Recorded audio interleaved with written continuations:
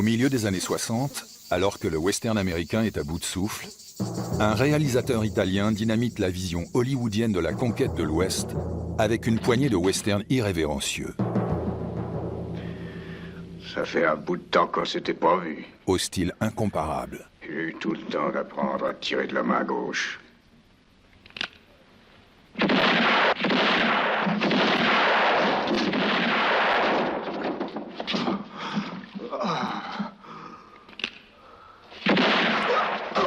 Succès planétaire immédiat. Quand on tire, on raconte pas sa vie.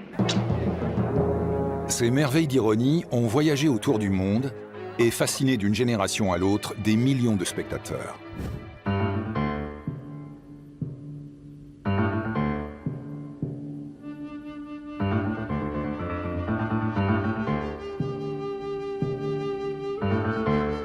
Interprété par un acteur américain inconnu,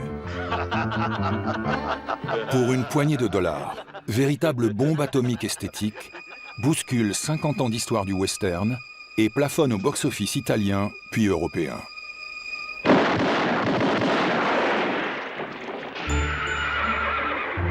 Derrière le pseudonyme américain de son réalisateur, se cache un auteur qui va devenir en peu de temps aussi célèbre que son western.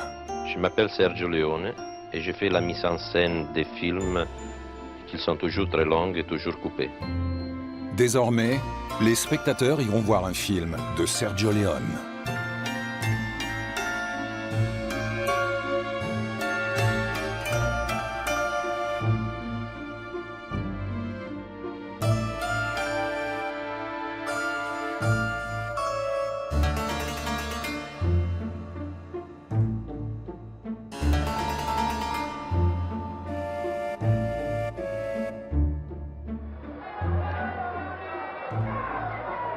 « 1922.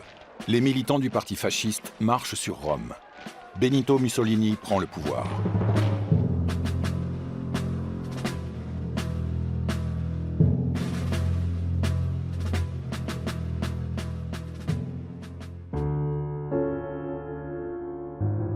Sergio Leone naît le 3 janvier 1929, en plein cœur de Rome, dans une demeure historique, le Palazzo Lazzeroni. Son avenir est déjà écrit.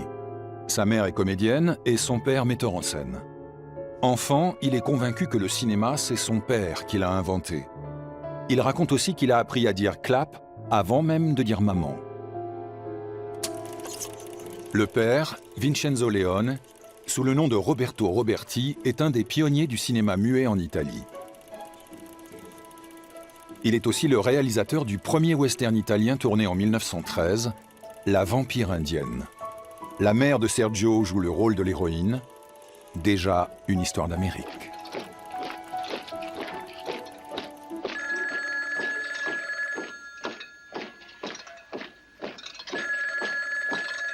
Quatre ans avant la naissance de son fils, le père de Sergio a été mis au chômage forcé par Mussolini pour avoir refusé de filmer un médiocre roman du dictateur. Le dramatique intermède provoquera 20 ans de vaches maigres pour la famille Leone.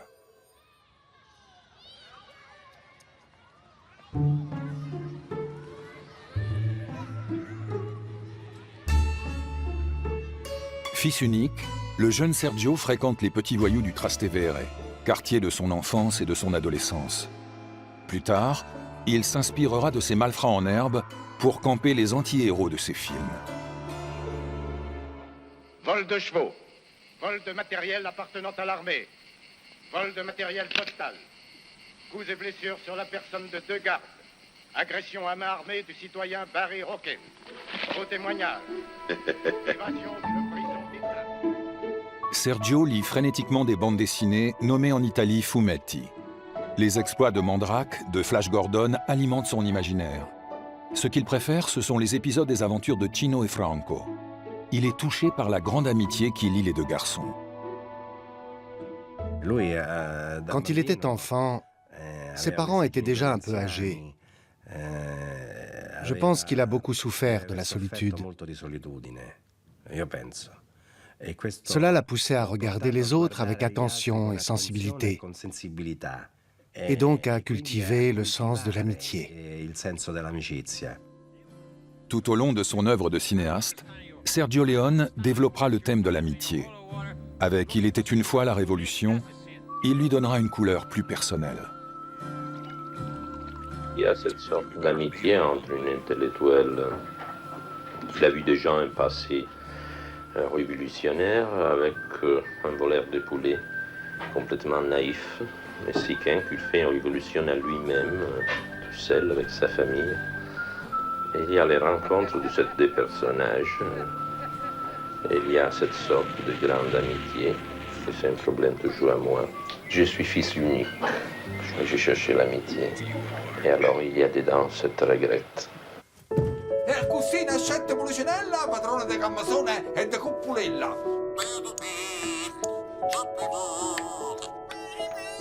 Enfant, Sergio a l'habitude d'assister à de merveilleux spectacles de marionnettes napolitaines, les burattini. Les fourberies d'Arlequin et les pitreries de Pulcinella influenceront sensiblement les portraits de nombreux protagonistes de ces westerns. Mais aujourd'hui, vous êtes tous pressés avec vos trains de malheur, vos sales trains. Tap, tap, tap, tap. Ah, c'est beau.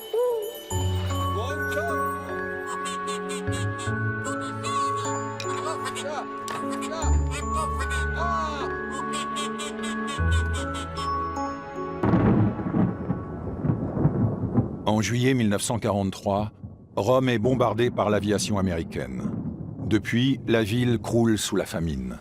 Je me rappelle toujours un jour que j'avais 13 ans et je suis allé avec des chaussures de mon père à vendre pour 25 kilos de farine. L'escapade nocturne de Sergio a été une aventure extrêmement dangereuse. Il a dû ruser avec les rondes menées par les milices fascistes. Et finalement, avec cette sac de farine, je suis rentré chez moi et mon père, il m'attendait et quand il m'a vu courbé avec cette sac de farine, j'avais 13 ans et demi, il s'est tourné et il s'est mis à pleurer.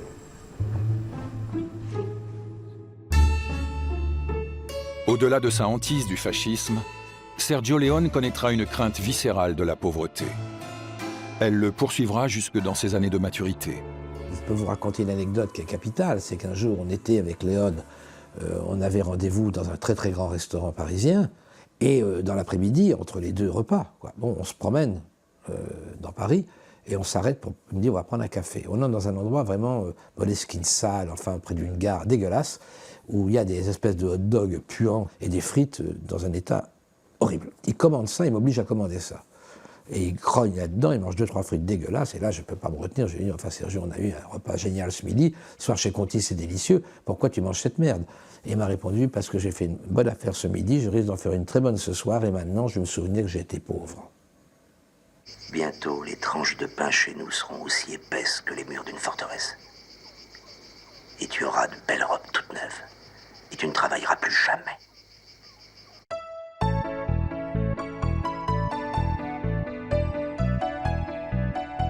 Un miracle sort la famille Leone de la torpeur. Après tant d'années d'inactivité, le père est sollicité pour mettre en scène une comédie. Sous les sunlights des projecteurs, Sergio voit enfin son père diriger des acteurs dans les fameux studios de Cinecittà. Quando mi si è aperta la prima volta il cancello è stato come aprire il cancello della fabbrica dei sogni. E quindi sono entrato, ho seguito il film di mio padre, era proprio il sogno più fantastico per un ragazzo.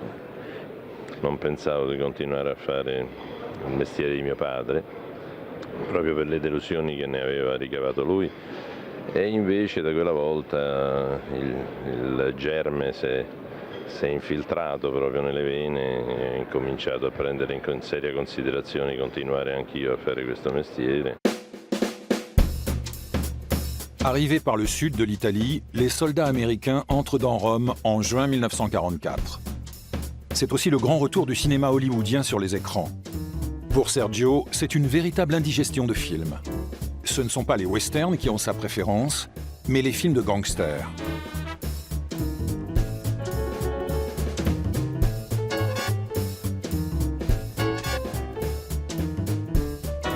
Durant toute sa jeunesse, Sergio a rêvé des grands espaces américains.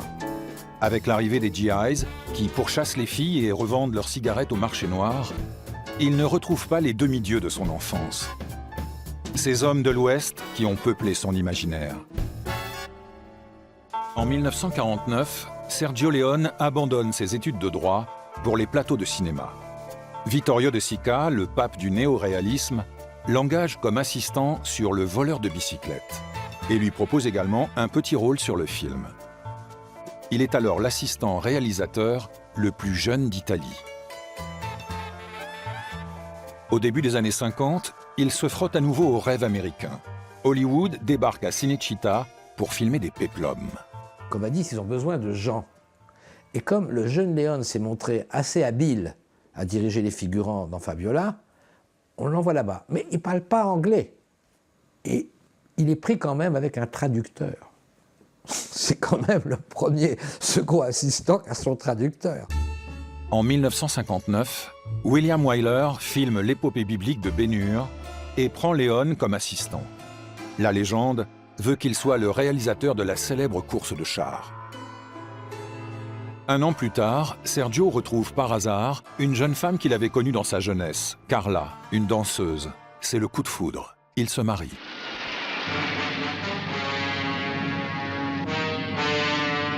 Sergio reprend sans conviction du service dans les décors de stuc du péplum, genre qu'il déteste pour son irréalisme. On lui propose de raconter le destin du colosse de Rhodes. Il prétend avoir accepté le contrat pour payer son voyage de noces. Son épouse conçoit la chorégraphie des ballets et Sergio lui donne le rôle d'une danseuse. Le film rapporte de fabuleuses recettes. Sergio Leone devient célèbre comme metteur en scène. On lui propose chaque jour de réaliser un péplum. Totalement déprimé, il refuse toutes les propositions, quitte à abandonner la mise en scène. C'est alors que Sergio et Carla attendent un heureux événement, la naissance d'une fille, Raffaella. Tous les films de Sergio Leone tissent des liens étroits avec le thème de la famille, souvent détonateur de la dramaturgie. La famille était très importante pour Sergio. Il la protégeait beaucoup.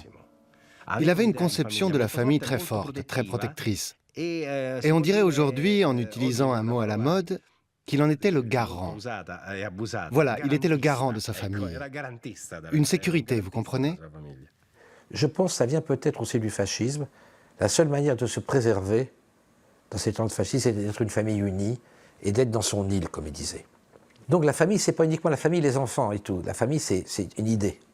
Amitié et famille. Et en fait, tous ces films sont faits sur l'idée de gens qui deviennent de la même famille. Au fait, c'est quoi ton putain de nom? John. Comment est-ce que tu t'appelles? John. Oh, c'est fantastique, c'est incroyable. Mon nom à moi, c'est Juan, et le tien, c'est John. Juan et John. Mais alors? Eh bien, comment ça, alors? Ben alors, réfléchis un instant, on dirait un signe du destin. En 1964, à la recherche d'un projet personnel, Sergio visionne un film de samouraï du réalisateur japonais Akira Kurosawa, Le garde du corps. Il s'inspire d'un roman noir américain, ouvrage lui-même construit en référence à une pièce du théâtre de Carlo Goldoni, Harlequin, serviteur de 2 maîtres. Dans les mains habiles du dynamiteur Sergio Leone, la voici désormais transposée dans le cadre du western. Ainsi naquit le scénario de Pour une poignée de dollars. Pour dérouter les historiens du cinéma, Sergio donnera une version plus ironique. Perché tu sei arrivato al western? Che cosa è che ti ha portato? Che cosa mi ha spinto? Sì. La fame. La famille Leone s'agrandit avec l'arrivée d'un deuxième bébé, Francesca. En écrivant le script de Pour une poignée de dollars, Sergio s'est remémoré les espiègleries d'Harlequin et de Pulcinella. Il imagine travailler sur le jeu des masques, histoire d'abîmer le western comme il l'avait fait pour le péplum. Pour le rôle principal, Leone souhaite Henry Fonda. Le comédien ne lira jamais le scénario. James Coburn est trop cher. Charles Bronson juge le script stupide. Une agence de comédiens propose alors à Leone de visionner un épisode d'une série américaine dans laquelle joue un certain Clint Eastwood. Il marchait comme ça, il descendait avec une lenteur. J'aimais beaucoup cette attitude. Il était un peu trop jeune, un peu sans la barbe, sans ça. Moi, j'avais déjà pensé de le camoufler comme ça. Pour dissimuler la frêle silhouette de Clint, Leone l'habille avec un poncho sélectionné parmi 200 autres. Personne ne le sait encore, mais une icône cinématographique est née.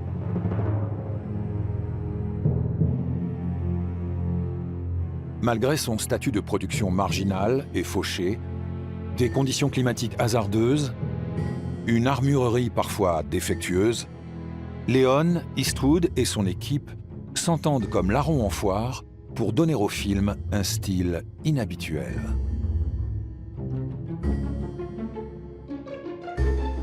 En vérité, ce western représente pour Sergio Leone sa meilleure chance de laisser sa marque en tant que réalisateur. En attendant, il a l'intention de dépoussiérer le western classique.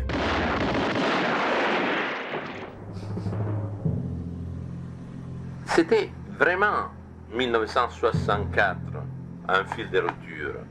Avant, on ne pouvait pas faire un film western sans une femme. Et on l'a fait sans une femme. On ne pouvait pas faire un film surtout sur la violence parce que l'héros il doit être positif et jamais négatif. J'ai l'impression que vous n'aimez pas la paix. Je n'ai jamais rencontré la paix, j'y crois pas. On a fait l'héros négatif. Et comme ça, quand j'ai fait pour un poignet de dollars, je ne pensais pas de faire le western pour faire le western. Et j'avais envie de faire une petite révolution. À la vision des rushs, les producteurs italiens sont catastrophés. Ils ne comprennent pas le jeu minimaliste de Clint Eastwood voulu par Leone. Malgré la virulence des critiques, le cinéaste continue sa démarche iconoclaste jusqu'au montage final. Il agit de même avec la musique. Je me rappelle que quand j'ai fait mon premier film pour un poignet de dollars, je ne voulais pas Ennio Morricone parce que je ne le connaissais pas. J'étais habitué à travailler avec un autre musicien. Et nous se sommes rencontrés le jour après parce que les producteurs ont voulu nous faire rencontrer. Je suis allé, comme je suis entré, lui il m'a reconnu, il m'a dit « Ah, tu ne te rappelles pas, mais nous avons fait l'école ensemble, les élémentaires. » Moi je dis « Ça c'est bidon, c'est la même chose qu'on dit toujours. » Au contraire, il va prendre une photo de la 5e élémentaire, je me retrouve à côté de lui. Ennio Morricone avait déjà composé une musique pour un autre western. Leone détestait cette copie d'une musique hollywoodienne. Moi j'ai vu ton film, je te dis franchement, c'est de la merde pure la musique. Fais-moi écouter quelque chose qui peut ressembler. Le musicien lui fait entendre un thème qu'il a composé 7 ans plus tôt pour une voix de basse américaine.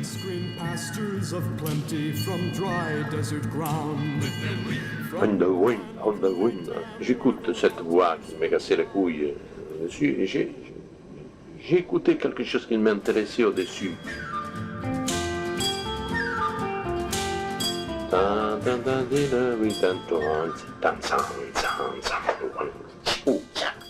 Je reste comme un con. J'ai dit, c'est toi qui fais le film. Il faut que tu me trouves seulement un grand souffleur.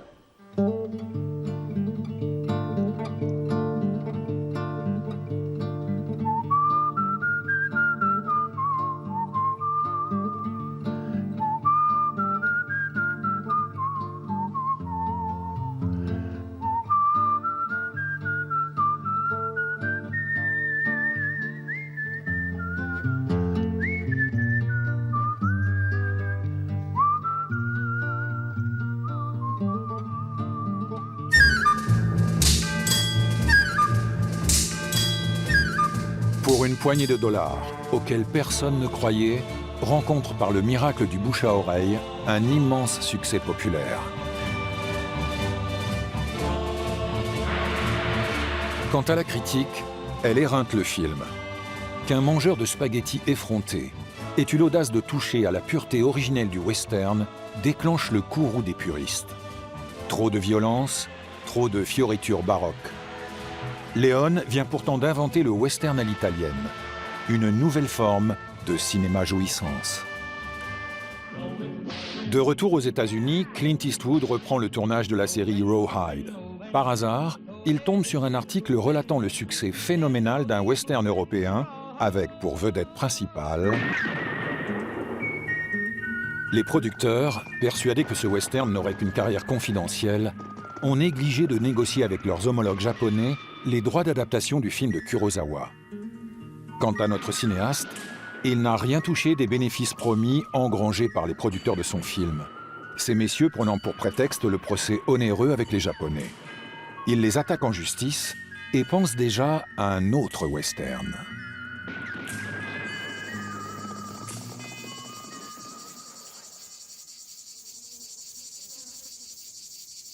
Après avoir transformé le preux chevalier du western américain en exterminateur sans pitié, Sergio envisage de donner encore quelques coups de griffe à la légende du Far West.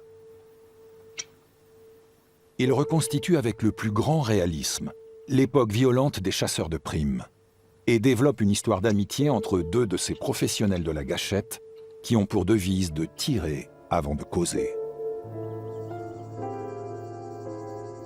C'est dans les paysages grandioses du sud de l'Espagne, dans la région d'Almeria, que Leone décide de camper le décor de son film, d'y faire surgir de la magie des lieux son Amérique de légende.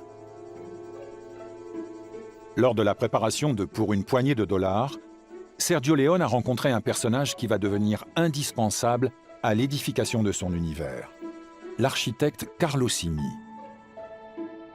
Ébloui à la vision de ses croquis, il l'impose comme décorateur et créateur des costumes. Les deux hommes partagent le même goût pour l'authenticité et le soin du détail. Leur fructueuse collaboration va se métamorphoser en véritable amitié. Avec Simi, Sergio a enfin rencontré le frère qui lui a tant fait défaut. Sergio demande à Simi d'imaginer et de construire le plus beau village western du monde. Plus tard, son ami racontera « Sergio était heureux comme un enfant qui joue avec des maquettes ».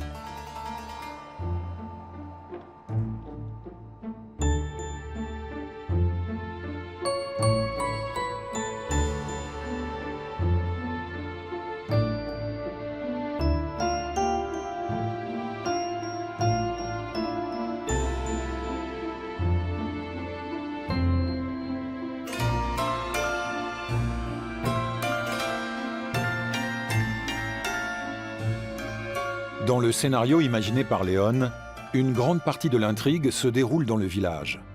Pour le réalisateur, comblé par l'authenticité recherchée, ce décor est un protagoniste à lui seul.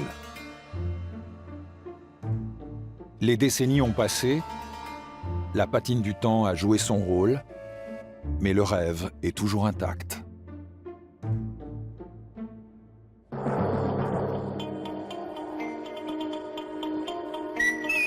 C'est l'histoire de deux bounty killers, de deux chasseurs de primes. Quel motif les poussait? Parce que vous savez aussi bien que moi que vos têtes sont mises à prix. Et je n'ai jamais craché sur l'argent et je ne suis pas pressé. Oui, ils savaient attendre. Parce que là-bas, où la vie n'avait aucune valeur, la mort, parfois, avait son prix.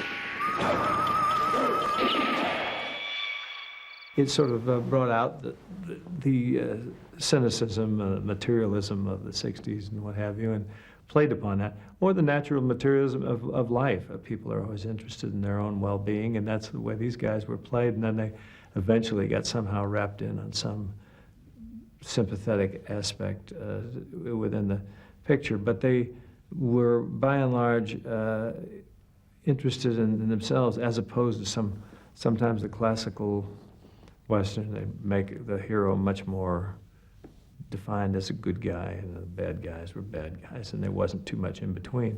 But to me, to play them as guys who had a little bit of greed, which is normally human greed.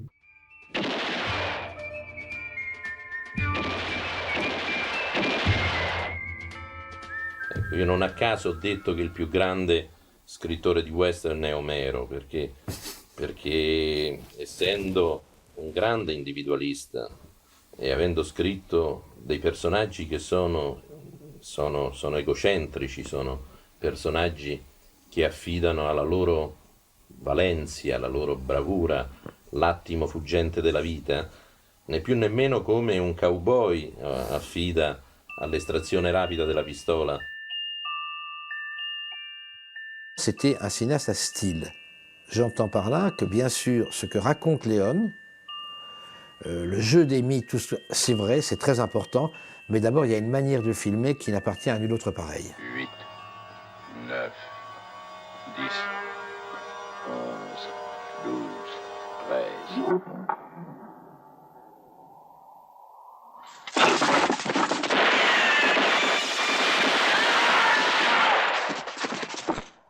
Et d'ailleurs, c'est le premier qui a fait ces bruits énormes, et c'est tac, tac, tac, rajouté dans le son et tout. Et en fait, il faisait les fumetti sur grand écran.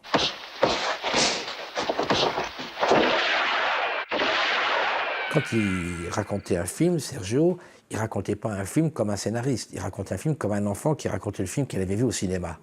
C'est-à-dire que ça donnait à peu près, alors là, Louis, il arrive, il le regarde, POM, il le frappe, il tombe, il le ramasse, POM, il le refrappe, il tombe, là l'autre il va tirer, et lui il tire comme ça, POM, POM, POM. Et c'était comme un gosse dans une cour de récréation.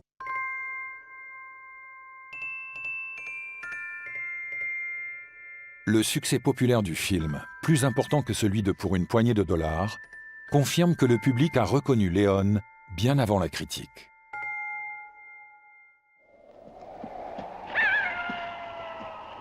En 1966, Sergio Leone réalise son western le plus ambitieux. Et pour la première fois, les Américains sont partenaires dans le financement. Il met à nouveau sous les projecteurs son obsession d'Amérique et politise son propos en s'attaquant à un véritable tabou aux États-Unis, la guerre de sécession.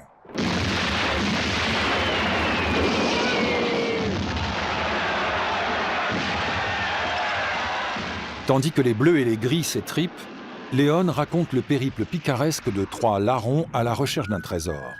Le thème de l'amitié est à nouveau au rendez-vous.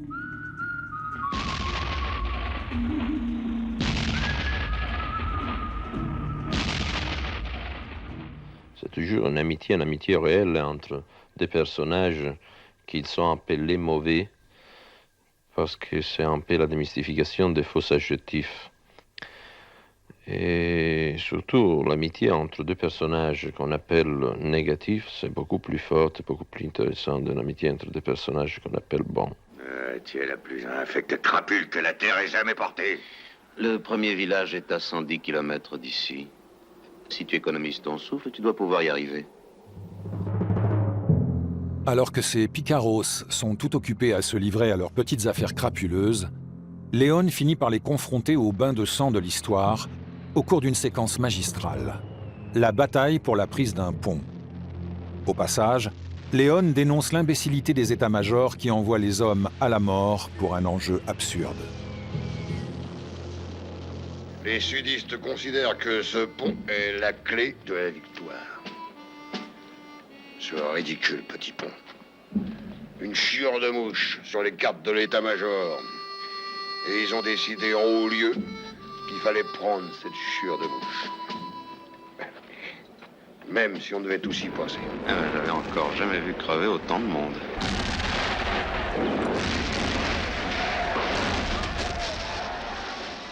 Pour récupérer le magot caché dans un cimetière, le bon et le truand doivent passer derrière les lignes sudistes. Seule solution pour les deux larrons, déclencher un beau feu d'artifice en faisant sauter ce maudit pont. Mais pour Léon, la réalisation de ce clou spectaculaire lui réserve une sacrée surprise. Le pont ne sautait pas parce qu'il était tellement fort, Il était trop solide. Et trop solide. Et alors, il est venu un capitaine de l'armée espagnole, un génier, et il m'a dit, ne vous préoccupez pas, demain matin, je fais sauter les pontes. Il a miné tous les pontes, et en pleine préparation, quand j'étais encore à attendre le bon soleil, j'écoute une explosion. Et les caméras, ils ne tournaient pas. Moi, je voulais presque tuer le capitaine qui l'a vu dans mes yeux. Les regards de la mort, il m'a dit, ne vous préoccupez pas, moi je l'ai fait en 3 jours, j'ai reconstruit les ponts. Il a fait venir 500 personnels, 500 soldats, et on a reconstruit les ponts.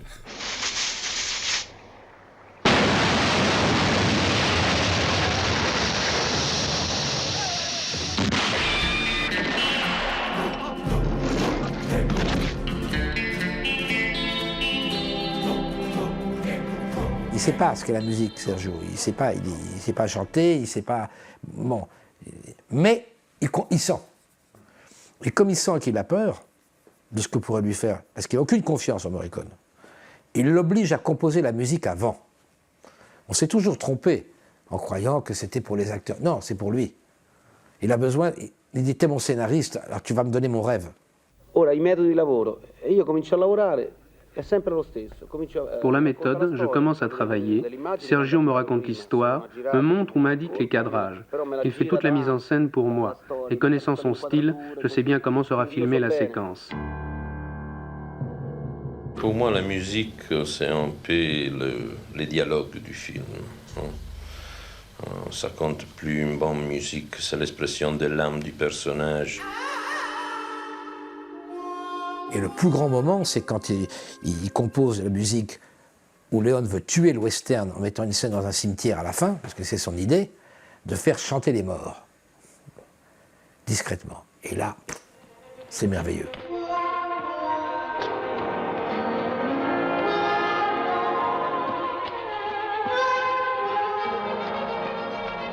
Dans un premier temps, le cimetière, spécialement édifié pour le film, ne satisfaisait pas Leone. Carlo Simi a l'idée d'entourer les tombes des soldats d'un cimetière civil. Les 700 tombes d'origine se multiplient en 5000 tombes.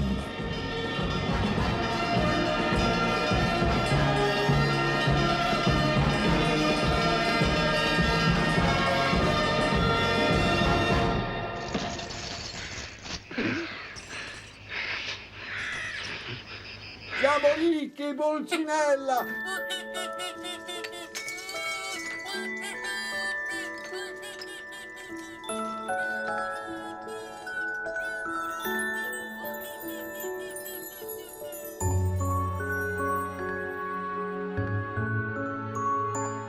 Apogée du style de son auteur, le film atteint des records de recettes et de popularité. Une grande partie de la critique révise enfin ses jugements. Sa trilogie sort aux États-Unis en 1967 et rencontre un succès à la dimension du pays. Durant 3 années successives, Leone a enchaîné les films en se concentrant exclusivement sur son travail. Sur les tournages, il s'efforce cependant de s'entourer de ses filles et de son épouse, ange gardien de son énergie. Il avait beaucoup de considération, en particulier pour sa femme, Carla Ranalli, qui était un peu sa conseillère, qui était même, comment dire, la confidente de Sergio. Elle était un peu l'épouse mère et la mère confidente de Sergio. Sergio Leone pense sincèrement en avoir terminé avec le western et veut s'occuper de sa famille. La naissance d'un 3e enfant est annoncée, un garçon, Andrea. J'ai eu la chance d'avoir le fils que je voulais avoir. J'ai eu la chance d'être considéré plus une amie qu'un père. Les garçons m'appellent Serge, ils ne m'appellent pas papa.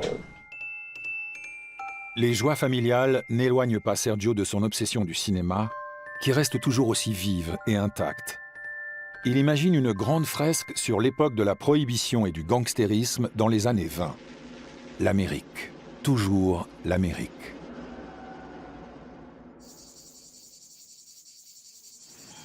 Les Américains exigent un autre western avant de donner carte blanche pour ce projet ambitieux. Bénéficiant d'une liberté totale, Leone souhaite aller encore plus loin dans l'introspection de cette Amérique qui le fascine autant qu'il la regarde sans romantisme. Avec « Il était une fois dans l'Ouest », il raconte la montée en puissance du capitalisme à travers l'avancée du chemin de fer. Avec mélancolie, il regarde la fin d'un monde, celui des héros qui le faisaient rêver dans sa tendre enfance.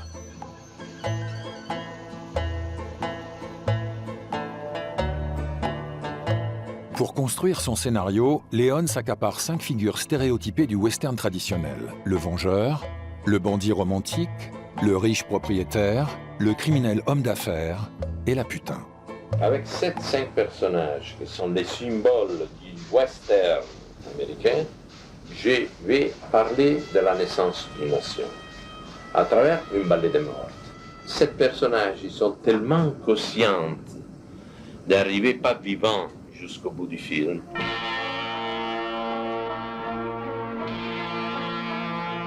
Qu'il prend tout le temps pour s'étudier et pour se regarder. Et chaque regard, il prend un poids et une force déterminante, c'est la force de la vie, de la survivance. C'est pour ça la lenteur. C'est pas par hasard que ça vient la lenteur. Sergio Leone obtient enfin Henry Fonda. Incarnation de l'idéal démocratique dans le cinéma hollywoodien, il l'habille dans le costume élégant d'un salaud intégral. Alors je me suis dit, quand même, c'est bien d'utiliser quelqu'un qui représente la race américaine tellement bonne, tellement pleine de vertus, de la transformer d'une façon un peu plus réelle. Et ça, c'est la raison pour laquelle j'ai adopté mon ami Henry à faire un grand tueur.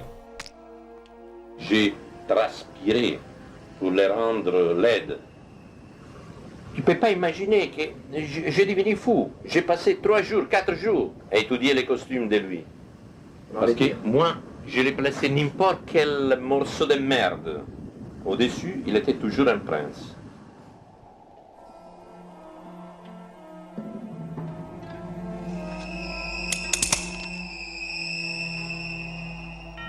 À la vision de cette séquence d'une violence extrême, le public américain encaisse un véritable électrochoc.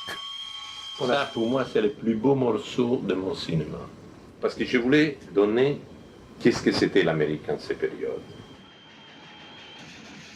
Parmi toutes les critiques pour dévaloriser l'art et la manière du cinéaste, l'absence de femmes lui a été reprochée sous le signe de la misogynie. Et pour moi, la femme, il peut jouer naturellement en western, mais il doit être au centre moteur de la même action, de la même histoire.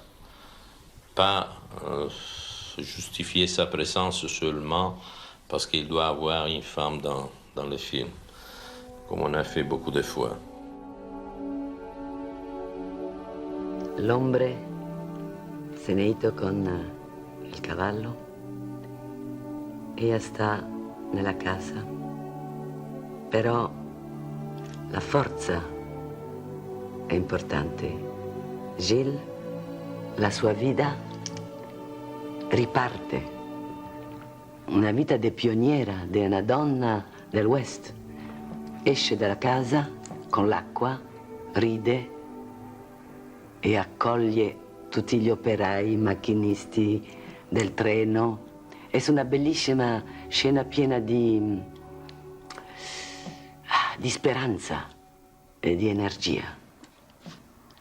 E la mujer es así. Speranza, energia e forza.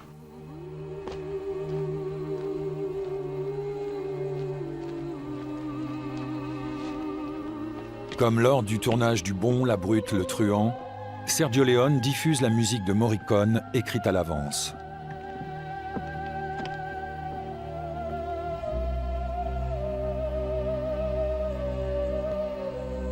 Il exige que le plan d'arrivée de Claudia Cardinal à la gare soit synchronisé à la perfection avec le mouvement musical.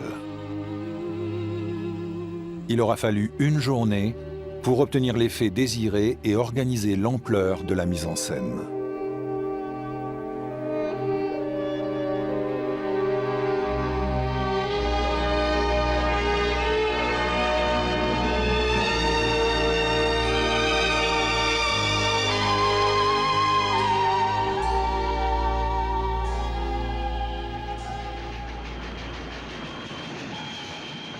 Le film est un triomphe en Europe. En France, les entrées se montent à plus de 14 millions de spectateurs. Jugé trop long, trop lent, écourté par la Paramount, il connaît un échec cuisant aux USA. Il ressortira plus tard dans sa version reconstituée et rencontrera un immense succès. Il est désormais considéré par la presse américaine comme l'un des 10 meilleurs westerns jamais réalisés.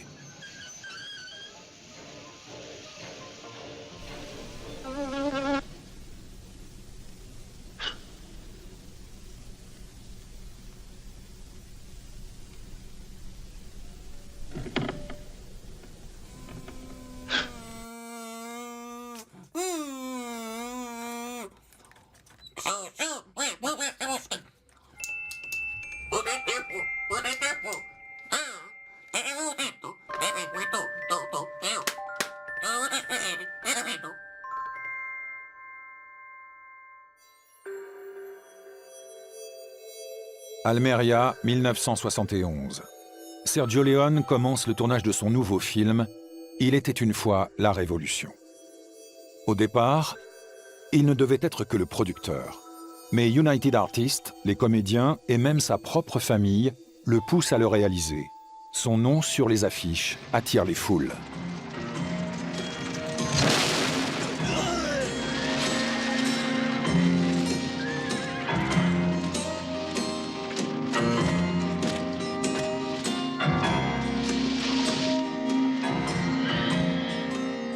Immédiatement, il envisage « Il était une fois la Révolution » comme le second volet d'une deuxième trilogie, avec la formule magique « Il était une fois ». Il réécrit le scénario pour l'adapter à son style. Alors qu'entre lui et James Coburn l'entente est parfaite, Leone rencontre des difficultés avec Rod Steiger. Formé à l'Actors Studio, Steiger est prisonnier des tics de jeu très cérébraux de cette école. Il s'obstine à composer un héros révolutionnaire à la Pancho Villa et lui donner une dimension mystique. Pour Leone, le personnage n'est qu'un voleur de poulets, un bandit détrousseur de diligence.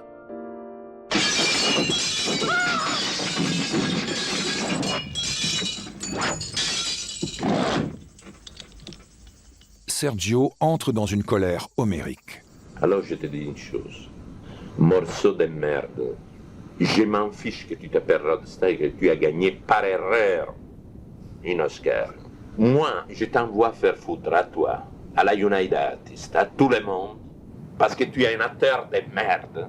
Et moi, je pars vers lui et je l'insultais pendant qu'il lui fuit.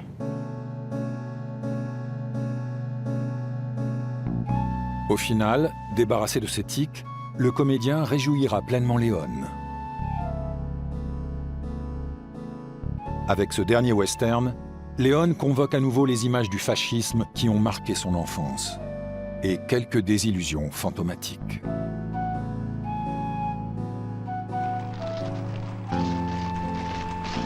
La révolution mexicaine, c'est un prétexte pour parler de révolution en général. Il y a dedans des choses à nous, par exemple, qui sont passées pendant la dernière guerre. Il y a le nazisme que nous avons vu en Italie. Oui, c'est un film pessimiste. Pessimiste et positif au final, je crois. J'espère. Il était une fois la Révolution et le film de Leone où l'amitié entre un péon anarchiste et un ex-révolutionnaire joue le rôle le plus romantique. Pour le metteur en scène, la rencontre entre le Mexicain et l'Irlandais est le mythe de Pygmalion inversé. C'est le naïf paysan qui donne une leçon de lucidité politique à l'intellectuel. C'est Leone avec son désenchantement et sa mélancolie. Je sais très bien de quoi je parle, ces putains de révolution, j'ai grandi. Non. Tu comprends ceux qui savent lire dans les livres, comprends ceux qui ne savent pas lire dans les livres. Les pauvres, ils disent ici, ils font du changement, et les pauvres bougres font le changement. Après ça, les plus malins de ceux qui savent lire s'assoient autour d'une table et ils parlent, et ils mangent, et ils mangent, et ils parlent, et ils parlent, et ils mangent. Et pendant ce temps-là, qu'est-ce qu'ils font, les pauvres bougres? Ils sont morts! C'est ça, ta révolution!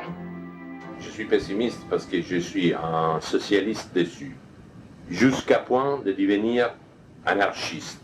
Je ne crois pas un mot à la politique. Ça reste la famille que j'ai conservée et il y avait l'amitié entre les hommes. Et ça fait partie de ma nature, puisque c'était le reflet de tous mes films. Leone sort exsangue de la réalisation d'Il était une fois la Révolution. Son film le plus difficile, mais celui qui lui est le plus cher, qui lui ressemble le plus et pour lequel il gardera une infinie tendresse. Un drame vient ternir cette période incertaine de la carrière de Sergio. Son jeune fils Andrea est plongé dans un mystérieux coma. Poi Sergio si era messo in testa che io gli portassi fortuna. Sono entrato in questo ospedale, dietro la tenda ossigeno c'era questo bambino morente, io ho detto una parola magica, caramelle, che gli portavo così e questo bambino è tornato alla vita, per cui Sergio Leone si è convinto che io oramai ero proprio il suo protettore, capito?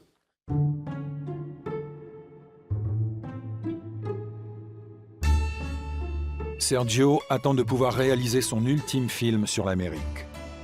Inactif en tant que réalisateur, il est comme un lion en cage.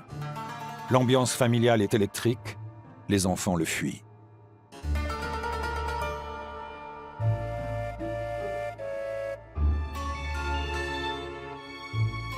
En 1982, grâce au producteur Arnon Milchan, Sergio Leone retrouve enfin les plateaux de cinéma.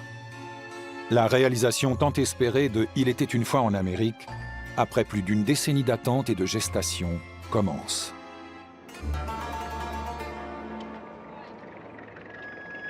Le film raconte depuis l'enfance l'ascension d'un groupe d'amis, des petits gangsters juifs du quartier de Brooklyn. De l'amitié à la trahison, la fresque s'articule sur plusieurs époques, de 1923 à 1968.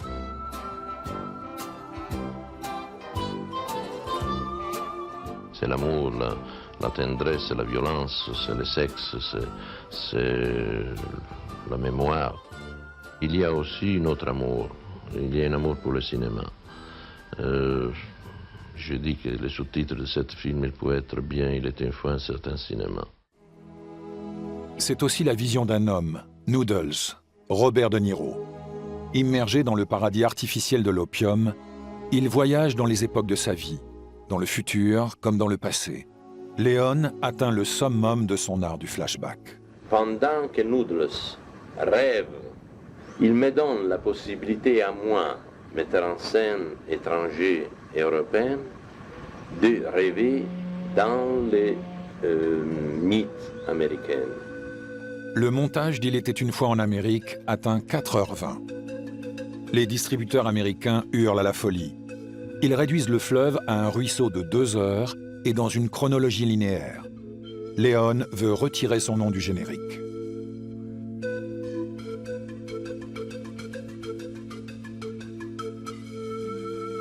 Il était une fois en Amérique est projeté hors compétition au Festival de Cannes en 1984 dans une version satisfaisante pour Sergio. Considération, admiration, éloge. Les spectateurs américains admiratifs du cinéaste viennent en Europe pour voir son film dans sa version intégrale. Ça le blessa tellement qu'il en tomba malade. L'état de son cœur s'est beaucoup dégradé tout de suite après la fin de son travail sur Il était une fois en Amérique. Épuisé, Sergio s'attelle pourtant à un nouveau projet gigantesque sur le thème des 900 jours du siège de Leningrad durant la Seconde Guerre mondiale.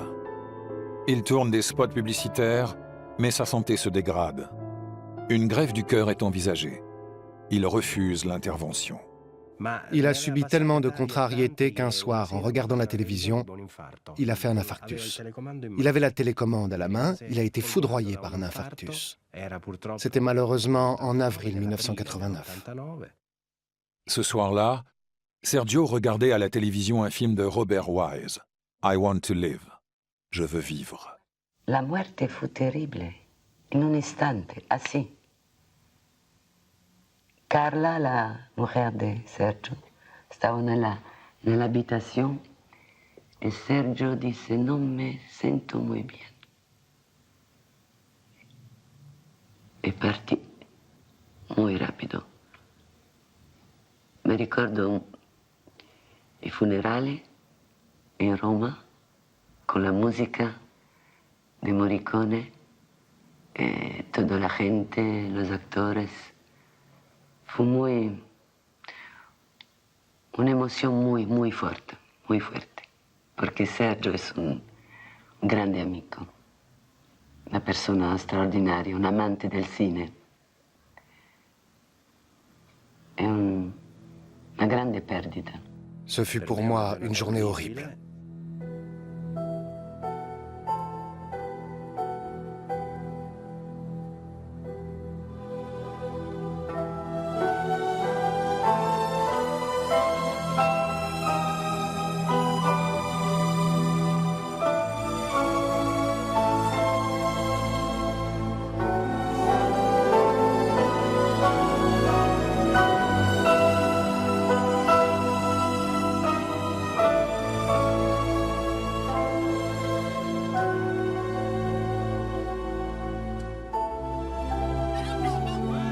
Sai, io sono nato nel cinema, quindi vivo di cinema, ecco, leggo cinema, vedo cinema, ogni mia lettura si traduce in film. Sono figlio d'arte e quindi non ci trovo tutta questa differenza. Per me il cinema è vita e viceversa.